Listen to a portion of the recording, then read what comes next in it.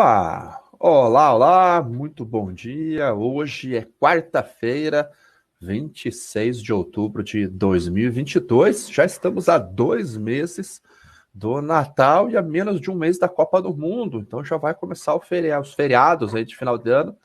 Começam em um mês agora, pela primeira vez, a Copa do Mundo no final de ano, devido às temperaturas do país sede, que é o Catar. Então já temos que nos preparar ali para as festividades. O mercado hoje acordando um pouquinho mais tranquilo, com exceção do café. O café não tem fundo, pesado realmente, mas as outras commodities trabalhando de uma maneira um pouco mais tranquila. Inclusive o DX caindo bastante aí nos 2 últimos dias.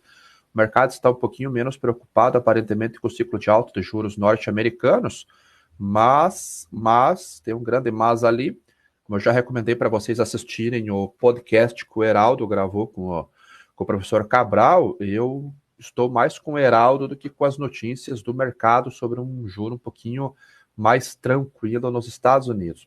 De qualquer forma, o mercado tem realizado uma queda ali devido a uma expectativa melhor para a economia. Então, começando já com as telas lá, vamos começar com o petróleo. O petróleo que caiu bastante também nos últimos dias e ele tem um suporte aqui nos US$ 85 o barril. Aparentemente ele não vai romper esse patamar aqui de US$ 85 e no Brent ele deve ficar um pouco acima de US$ 90. Essa é a briga. Você vê que agora ele está em US$ 93,60, uma alta mais leve hoje, 0,07%, e o Brent subindo 0, quanto? 0,34% lá na Bolsa de Nova York. Em parte, é o dólar DX que acaba ajudando, porque reduzindo o valor do dólar DX, que cai 0,62, ontem ele caiu 0,88%, acaba ajudando as cotações das outras commodities. E o petróleo em especial, a gente sabe que a oferta é apertada, e até o ministro saudita falou que os Estados Unidos está usando uma estratégia muito errada nesse momento, porque ele está usando os seus estoques estratégicos para controle de preço. E o correto dos estoques estratégicos é assegurar o abastecimento. Como virou uma ferramenta de preços nesse momento, e nós temos uma sazonalidade de alta frente para dois dos principais derivados, que é o diesel, por causa de Black Friday e Natal, e do retinol por causa do inverno, ele acha que essa política vai ser um tiro pela culatra do presidente norte-americano no momento que ele precisar usar esse petróleo, refinar esse petróleo. Então, talvez o petróleo não suba tanto agora, nesse final de ano, a gente já vê que é o contrato de dezembro, que já é o spot, mas ele deve subir no final de ano. Então, será que ele não vai pular a sazonalidade de alta e apresentar essa alta um pouquinho mais à frente? Eu ainda sou altista para o petróleo, mas não estou tão confiante em cotações a US$ 100 para o petróleo norte-americano. Para o Brent, eu acho que é questão de tempo ali. Até o final deste ano, a gente deve voltar a tocar os US$ 100 em algum momento, mas o WTI eu acho que a gente deve ficar, ou poderemos ficar um pouquinho abaixo disso. Quedas é muito difícil nesse período do ano, mesmo se a China voltasse a desacelerar de uma maneira forte, o que parece improvável também, porque o governo está tentando mais uma vez fazer incentivos para a economia, anunciou um plano de infraestrutura rural para melhorar o fluxo de alimentos por lá, vai tentar intervir na taxa de câmbio, tanto que o yuan hoje está apresentando uma queda muito forte. Hoje o yuan, ele que chegou a atingir máximas aí desde 2007, ó a queda que ele fez hoje, uma queda de 1,32% na moeda. Mas ela chegou ontem aqui em cotações de 2007. Então olha onde que foi, onde que ficou a moeda chinesa ontem. Isso é ruim, ó, 2007, 28/12 de 2007. Claro que um yuan extremamente desvalorizado é prejudicial para as commodities. A China, que é o maior comprador de commodities do mundo, quando ela perde poder de compra, pioram as margens por lá e ela passa a comprar menos. E esse foi o fenômeno que nós vimos acontecendo nos últimos dias, hoje caindo porque o mercado entende um ciclo de alta de juros menores nos Estados Unidos e o Partido Comunista Chinês falou que pode intervir no mercado cambial, então a cotação imediatamente caiu. Isso passa a ser favorável para as commodities também. Então, um cenário onde todo mundo está tentando se salvar da maneira que pode, devido à recessão que vem à frente, eu acho pouco provável que o petróleo tenha chance de cair muito mais abaixo disso, porque a oferta é apertada, a sazonalidade é alta e alguns países, como a Ásia, principalmente o maior importador de petróleo, tentando fazer algum estímulo com relação à sua economia. Então, minha visão é um viés altista para o petróleo, mas não muito altista neste momento. Como eu disse, o dólar DX caindo 0,62, devido justamente a esse cenário aí de uma expectativa de menor elevação de juros nos Estados Unidos e a China podendo intervir na sua moeda também, então diminui um pouquinho as preocupações, mas também não tem uma esperança de muito baixo não, até porque os Estados Unidos se encaminha para uma recessão ali que deve começar, apesar dela já estar numa recessão técnica, a recessão econômica mesmo mais forte deve começar no primeiro semestre do ano que vem, segundo expectativas e análises aí de especialistas. Indo já para as bolsas, Bolsa de Chicago, o trigo subindo, 0,51%, então ele caiu bastante nos últimos dias, e essa queda do trigo, ela vem com redução com relação às preocupações para a continuidade do acordo de exportação lá do Mar Negro. O mundo começa a ficar mais confiante de que será renovado o acordo agora no mês de novembro, um pouquinho menos de um mês, dia 19 de novembro, tem a decisão sobre essa reunião. Então, aquela carta que a Rússia fez no início da semana passada, mostrando as suas preocupações, fazendo algumas exigências como a facilitação no seu fluxo de exportação de fertilizantes e de alimentos também, de trigo e outros produtos, pode ter feito efeito na ONU e as preocupações globais se reduzem. Então, tira um pouco a pressão de alta de preços. Porém, se o Putin chegar e falar que ele não vai renovar o acordo e vai haver um bloqueio novamente nessa região ali, os preços podem voltar a subir muito rápido. Nesse momento, o clima está começando a melhorar lá nos Estados Unidos para o plantio, estão acontecendo chuvas nesse momento. O trigo tem um risco lá na região, principalmente de Kansas, que é uma região que vai produzir bastante trigo de inverno, e é o que está sendo plantado agora, segundo o Departamento de Agricultura dos Estados Unidos, 79% já foi plantado, e essa região aqui está com o solo muito seco, a gente vê essas manchas vermelhas aqui, e segundo a legenda é excepcionalmente seco e extremamente seco. Então é essa região que está aqui no Kansas, que é um grande produtor de trigo de inverno. Então isso acaba preocupando um pouco, porém, até vem ajudar a questão do rio Mississippi, estão... Opa, o que aconteceu aqui? Ué, só um segundinho aqui que algo aconteceu. Sumiu o mapa que eu ia mostrar para vocês. Ah, tá aqui, ó. Sumiu, mas ele está de volta. Então está tendo essa chuva nos Estados Unidos nesse momento. Então o rio Mississippi, que vem até o Golfo aqui, que está com problemas de logística, acaba tendo um pouquinho mais de menos preocupação, vamos colocar assim, nada resolveu. E essa chuva, ela veio desse lado para cá, então acabou atingindo essa região aqui, que está com o terreno um pouquinho mais seco. Então pode ajudar na questão do desenvolvimento do trigo, principalmente se o clima mudar. O problema lá é que a gente se encaminha para o inverno agora, então reduz o volume de chuvas realmente a partir de agora, e menos mal porque o trigo entra em hibernação, então ele volta a acordar no primeiro trimestre, mas chuvas serão sempre bem-vindas. Indo para o milho, o milho está subindo 0,26 também, ele acaba trabalhando numa região basicamente de congestão, olhando graficamente, aqui ele tem um caixote Aqui, deixa eu ver se eu consigo fazer esse desenho para vocês. Onde que está o...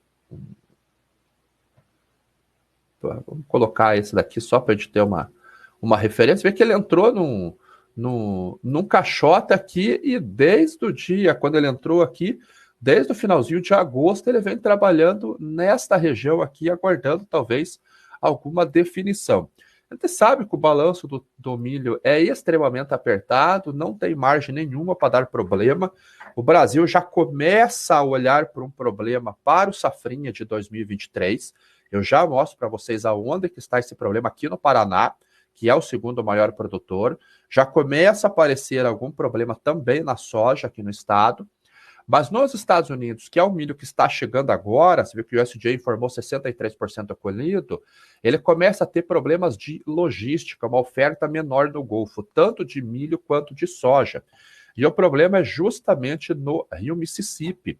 Eu vou mostrar para vocês aqui a tabela se eu encontrar ela, a tabela do Rio Mississippi das barcaças, das tarifas de barcaças. Eu não sei se fica um pouco difícil para vocês verem devido ao tamanho da letra e como é a plataforma da Refinitiv, eu não consigo aumentar. Mas para se ter uma ideia, uma barcaça que estava com um frete de $500 em junho está negociando um frete agora de 2.100 a 2.300. Em Illinois, que estava a 600 a 650, está em 2.200 a 2.400, ou seja, quadruplicou a tarifa de barcaça, justamente porque as barcaças não conseguem transitar pelo Rio Mississippi porque está muito baixo, então tem que ser com menos carga, menos não existe, pô, menos carga e com comboios menores. Então o preço do frete acaba explodindo e isso diminui a oferta para exportação no Golfo, devido ao Rio Mississippi. Isso tira a competitividade dos Estados Unidos. Por isso que nós vemos os prêmios de exportação muito altos lá.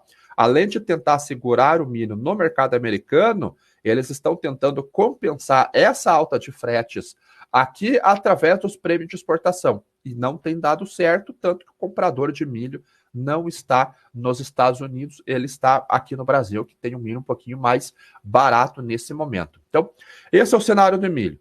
Agora, indo para a soja, rapidamente, nós tivemos hoje vai ter o relatório amanhã, desculpa, dia 27, tem o relatório do DERAL, das estimativas de safra aqui do Paraná. E a gente já registra atraso no plantio de soja. Então, esse gráfico aqui, aqui que ele emendou esse negócio que não era para emendar. Então, o progresso do plantio de soja no Paraná, segundo o DERAL, você vê que nós estamos nessa linha aqui. Está muito atrasado em relação aos outros anos, mesmo nível de 2014. E isso é devido às chuvas. A gente acelerou o plantio, depois teve que suspender o plantio e aí estamos ainda em compasso de espera para continuar esse plantio. Como o Paraná é o segundo maior produtor agrícola do Brasil, só atrás do Mato Grosso, se a gente vai atrasar agora a soja, isso vai atrasar a colheita. Se atrasar a colheita, atrasa o plantio de inverno. Então a gente começa a ter problemas na produção no Paraná, ao contrário do ano passado, que foi de seca, a gente começa a ter problemas devido às chuvas no estado para a soja, que já deve reduzir um pouquinho tanto a produtividade daquilo que já foi plantado, quanto atrasar um pouquinho aquilo que vai ser plantado. Felizmente, os modelos mostram uma melhora do clima para os próximos dias já. Eu já mostro mapas para vocês, a gente espera que confirme-se esse quadro, né? Por enquanto é um forecast. Mas pode atrasar o milho safrinha 23. E o mundo não tem margem para ter problemas no milho. Não tem margem, porque o balanço é muito, muito apertado. Diferente do trigo, que tem um balanço um pouco apertado, mas o do milho ele é muito mais grave. O balanço do milho é muito mais apertado, porque foi uma redução muito grande que nós tivemos nesta temporada aqui, Estados Unidos, Europa, o Brasil, se nós considerarmos o verão, Argentina, África do Sul, muitos países, com exceção da China, e a safrinha de inverno aqui do Brasil. Então não tem margem, mas já entra no radar um possível problema de produção aqui. Se é positivo para o Brasil, depende, porque o Brasil ele está exportando bastante milho agora. O nosso programa deve terminar ali com exportações próximos a 40 milhões de toneladas, talvez até um pouquinho, se nós mantermos o ritmo, mas no primeiro semestre nós não somos exportadores porque nós não temos uma quantidade suficiente de milho para atender o mercado doméstico e atender o mercado internacional. Então, o Brasil seria uma alternativa a partir de junho, julho, que é quando entra a safra de inverno. Se nós tivermos que exportar milho substituindo os Estados Unidos ou até mesmo a Argentina, que está com problema, para o produtor pode ser uma boa notícia porque o preço sobe bastante. Mas ele vai afetar demais outros setores que já estão sendo afetados, que é a pecuária, que é a suinocultura, que é a avicultura. Já houve uma redução no abate de frangos, o suinocultor também já reduziu, o pecuarista está sofrendo demais, a gente tem visto até pelas cotações da arroba do boi, que ontem fez um movimento de recuperação, 293 aqui, o vencimento outubro, que já tem mais, sei lá quantos dias de pregão aqui, 2 dias de pregão praticamente. O novembro ele subiu também, quando a gente conforme vê no gráfico aqui, mas essa alta de ontem talvez tenha sido uma correção técnica, não será suficiente para colocar lucro na mão do pecuarista com os preços do milho nos patamares que estão. Se nós aceleramos as exportações do primeiro semestre, o preço da B3 tem que subir, porque o PPE vai fazer ele subir, o preço de paridade de exportação vai fazer ele subir. Então, pode ser uma boa notícia para um setor, mas pode ser uma má notícia para outros setores. Então, eu preferia que o preço ficasse um pouquinho mais estabilizado do que subisse muito devido ao equilíbrio do mercado. Indo para a soja,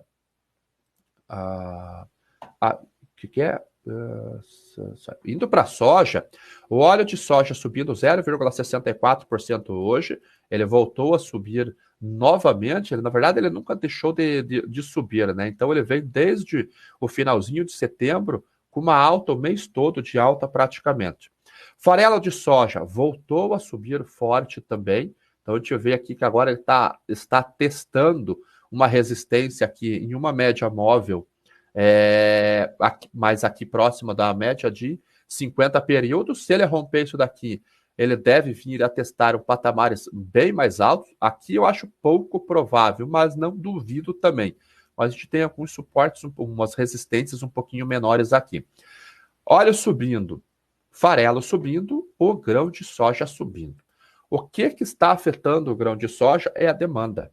Demanda voltou a se apresentar muito forte na soja, nós vimos pelo relatório de inspeção essa semana, então realmente a demanda voltou a se apresentar, principalmente da China, mas a China agora, há uma expectativa que ela reduza um pouquinho as compras, mas mesmo assim ela precisa ficar comprando. No Brasil, tirando o Paraná, o plantio tem avançado muito bem, é o Paraná que acabou dando uma travadinha agora, mas ainda nesse momento não é um fator preocupante. Mas como o USDA mostrou um balanço muito apertado para a soja, para essa temporada nos Estados Unidos e não no restante do mundo, há uma boa chance desses preços voltarem a subir. Até porque a colheita já passou de 80%, você vê que 80% foi até sexta-feira da semana passada, então essa semana já deve estar concluídos os trabalhos virtualmente, ou seja, deve chegar a 92%, 93% na próxima segunda-feira e vai ficar faltando ali 3%, 4% para ser colhido. Então praticamente encerrou os trabalhos de campo por lá. Se nessa fase de sazonalidade de baixa, que era para os preços estarem lá no fundo, ano passado, para ter uma ideia, esse vencimento chegou a 11,90 o bushel. E ele não cai, então não é daqui para frente que vai cair agora, né? Agora a gente já começa a pensar no plantio da soja norte-americana para a temporada 2023-2024. Então há uma boa chance, um risco no mercado que esses preços voltem a subir. Agora, não digo voltar para $17, isso eu acho improvável pela quantidade de oferta que tem no mercado. Mas os preços podem voltar a subir um pouco a partir de agora, onde nós estamos saindo do fundo sazonal de preços. Nos Estados Unidos, devido ao problema do rio Mississippi, os prêmios de exportação também estão altos. Então, nós vemos os preços aqui para os contratos mais curtos, embarque em dezembro, a 250 acima de Chicago. Quando eu coloco num gráfico, isso daqui eu vou colocar em linha para vocês verem, ele chegou numa máxima aqui dos preços, voltou a cair e agora está. Mas olha, historicamente, estou aqui ó, desde 2014, que nós não chegávamos em prêmios de exportação nos Estados Unidos tão altos como nós temos agora. O problema é que o Brasil também está alto. Nós estamos com um prêmio de 300 pontos acima para a soja spot. Então, para o produtor que ainda tem soja disponível para vender, um prêmio tão alto, Chicago sustentada na faixa dos $14 o bushel, e um dólar spot a 5,30, o dólar futuro aqui a 5,32, 5,34 um mês à frente, eu acredito que seja uma grande oportunidade ali para poder fazer um caixa, né? Então, vamos dar uma olhadinha com carinho nisso, porque essa de esperar preços melhores, acontece isso. Os preços melhores não vêm e o preço cai. Acontece isso, preços melhores não vêm, o preço cai, você se coloca num risco que você deveria se proteger desse risco. Além disso, o carrego para você levar essa soja por muito tempo começa a ficar muito caro. A alta para compensar a armazenagem e o custo financeiro começa a ficar muito, muito expressivo. Então, vale a pena dar uma olhadinha, analisar, olhar o basis realmente se vale a pena ou não você comercializar. Nesse momento, eu acho que pode ser uma oportunidade no mercado. Outra notícia, que é até um dos destaques de hoje, antes de entrarmos no café, é que o Brasil voltou a exportar mais uma carga de fertilizantes. E ele saiu aqui do porto de Antonina. Então, o Brasil reexporta a segunda carga de fertilizantes por problemas na armazenagem.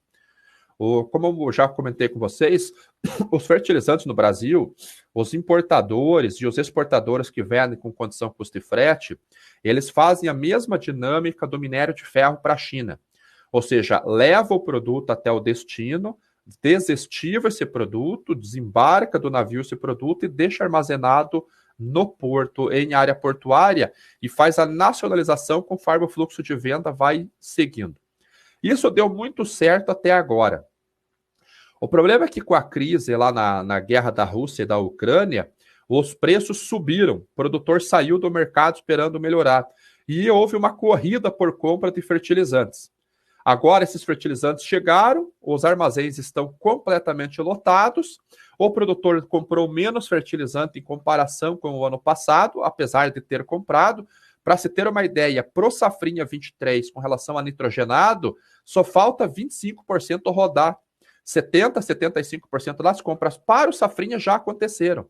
E se elas aconteceram agora, foi uma ótima janela, porque a relação de troca melhorou bastante. Uma relação de troca ficou ruim para a safra de verão, para a safra de soja.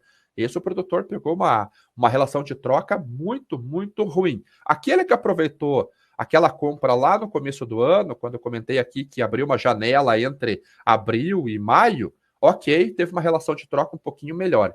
Agora, aquele que comprou agora, que precisou comprar na entrada da safra de soja, esse pegou uma relação de troca ruim, porque o fertilizante ainda estava em alta e a soja caiu bastante, mas agora melhorou. Então, para o Safrinha, pode ser uma oportunidade de fazer uma compra ali. Para o milho, tá péssimo, com essa queda do milho, desculpa. Do café, tá péssimo. Com essa queda nas últimas 10 sessões, 11ª sessão de queda nesse momento, está muito ruim. Para o açúcar melhorou bastante, então aquele produtor que precisava de ureia, por exemplo, para a cana, que vai começar a aplicação agora, para a próxima temporada, ou para quem vai plantar cana no início do próximo ano, tem uma relação de troca boa nesse momento. Mas você só administra a relação de troca se você travar as duas pontas, a compra e a venda. Se você só comprar, a relação de troca continua aberta, você tem que gerenciar o risco da tua venda. E por problemas de armazenagem no Brasil, ele teve que reexportar. E esse fertilizante ele veio da Jordânia e agora está voltando para a Turquia. Ou seja, imagine o custo do camarada da Turquia que está comprando esse fertilizante, ter que vir para o Brasil e voltar, sendo que ele estava no país vizinho por lá. Então, o Brasil reexportando fertilizantes pela segunda vez. Com relação aos fertilizantes, a Rússia continua implacável ali como o maior parceiro comercial do Brasil de fertilizantes, mais de 23%, quase um quarto do mercado de fertilizantes aqui no Brasil, ele é da Rússia. O que mudou bastante foi com relação ao potássio. Então, o Canadá se tornou o maior fornecedor de potássio para o Brasil. Disparou as exportações de potássio do Canadá para o Brasil e diminuiu da Rússia. Outra coisa que caiu bastante exportação da Rússia para o Brasil foi de nitrato de amônio. Sulfato de amônio, a China continua absoluto. E de ureia, os Estados Unidos voltou a ocupar uma posição de nitrogenados em geral, mas principalmente a ureia. Os Estados Unidos voltou a ter destaque, aumentou bastante. Oman continua primeiro, segundo vem a Rússia, depois vem Catar, Arábia Saudita, mas os Estados Unidos aumentou e até aumentou muito o fluxo de exportação de nitrogenados por causa da crise, por causa da guerra por lá. Mas aqui no caso do Brasil, a Rússia aí 1/4 do mercado, os Estados Unidos ali 7, 8% do mercado, acho que 7% do mercado. Indo para o café, café não tem fundo, realmente, mais um dia de queda.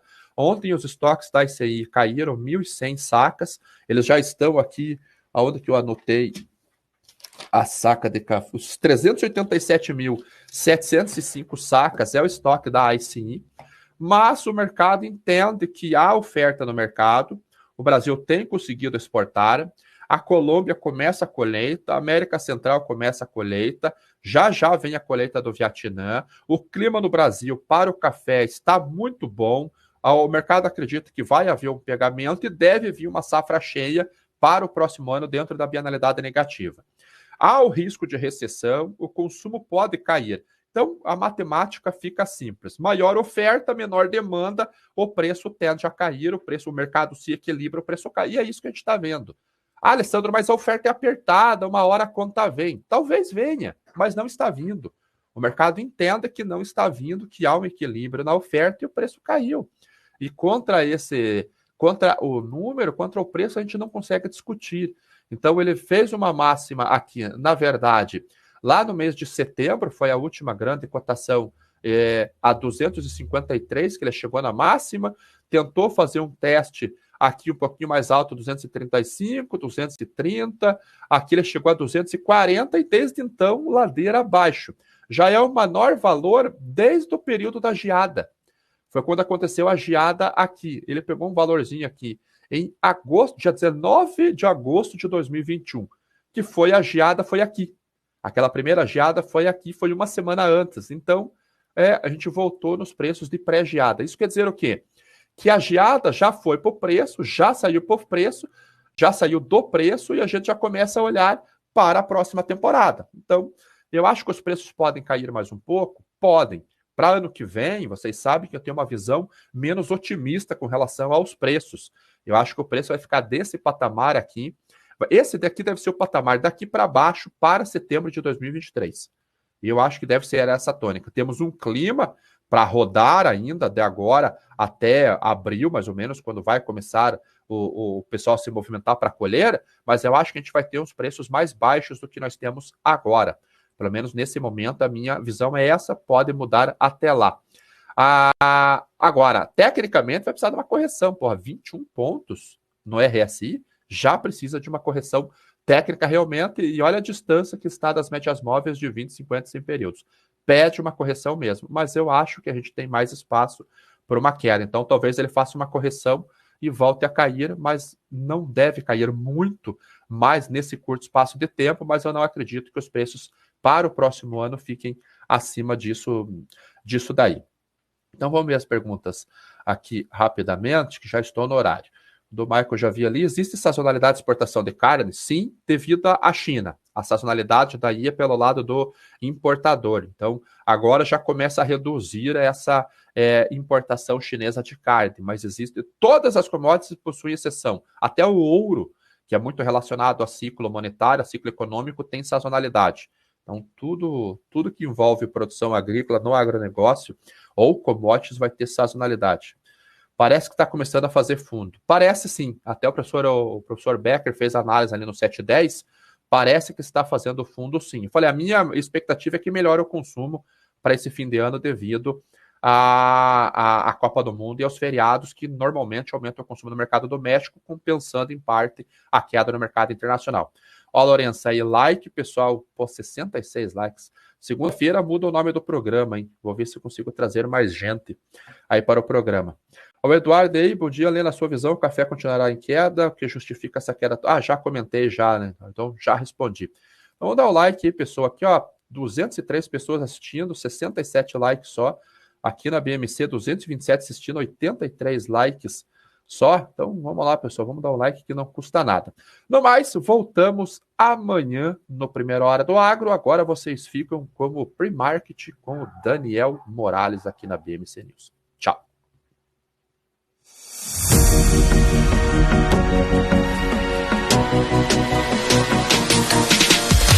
BMC News. Informação que gera valor.